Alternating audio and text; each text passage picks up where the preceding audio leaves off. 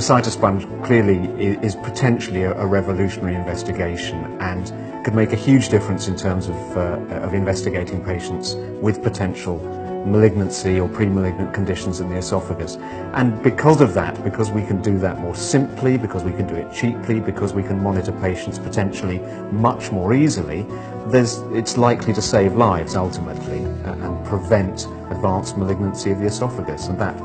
can only be a good thing.